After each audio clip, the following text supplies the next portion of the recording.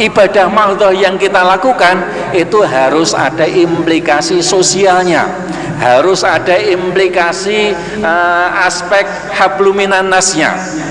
Misalnya sholat, betul kita diajari sholu kama ra'aitumuni usolli, sholat persis seperti yang dipraktekkan dilakukan oleh Nabi. Sholat tertib di awal waktu dilakukan secara berjamaah, tetapi ada satu nilai yang memiliki implikasi sosial yang harus juga ada di dalam sholat kita. Apa itu? Inna sholata tanha 'anil fahsya'i wal munkar.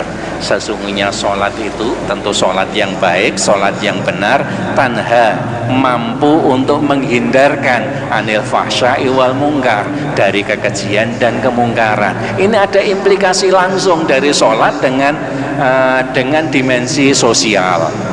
Begitu juga ketika kita melakukan puasa ya.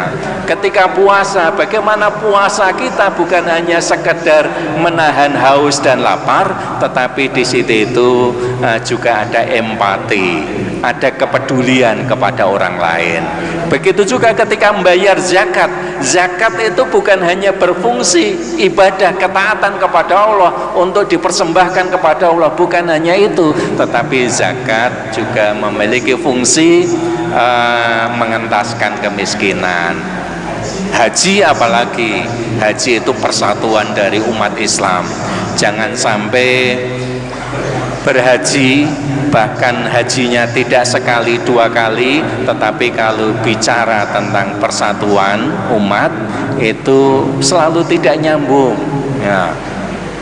Ini persis seperti cerita para tokoh politik yang ada di Jakarta beberapa waktu yang lalu. Ketika semuanya diajak berbicara tentang persatuan, perlunya bersatunya partai-partai Islam, semuanya sepakat, semuanya nggak ada yang menolak. Tapi begitu sampai kepada siapa yang akan dicalonkan sebagai yang nomor satu, semuanya pengen yang nomor satu. Tidak ada yang pengen nomor dua, tidak ada yang mau ngalah. Nah kalau seperti ini ya persatuannya masih persatuan di atas kertas, masih persatuan ngomong doang ya, tidak bisa seperti itu. Sehingga persatuan ya harus hakiki, harus masuk ke dalam substansi. Bersatu bukan, persatuan itu yang penting bukan lisannya ngomong apa kok, tapi yang penting adalah kesediaan kita untuk saling take and give, menerima dan memberi, saling membangun kebersamaan.